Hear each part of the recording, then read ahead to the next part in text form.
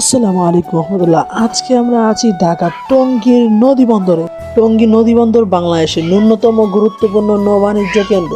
রাজধানী ঢাকার আদুরে গাজীপুর জেলার টঙ্গী এলাকায় অবস্থিত এই নদী বন্দরটি দীর্ঘদিন ধরে আঞ্চলিক যোগাযোগ ও পণ্য পরিবহন গুরুত্বপূর্ণ ভূমিকা পালন করে আসছে।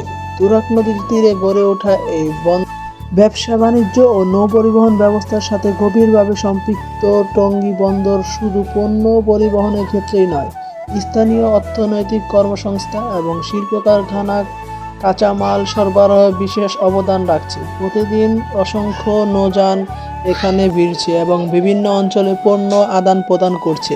যোগাযোগের সহজ ও ভৌগোলিক অবস্থানের কারণে এটি দেশের অর্থনৈতিক কর্মকাণ্ডে একটি গুরুত্বপূর্ণ কেন্দ্র হিসাবে পরিচিত।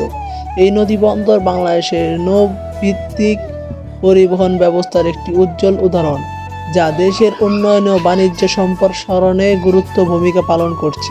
ভিডিওটি কেমন হয়েছে কমেন্ট করে জানান। আর নতুন ভিডিও পেতে চ্যানেলটিকে সাবস্ক্রাইব করতে পারেন।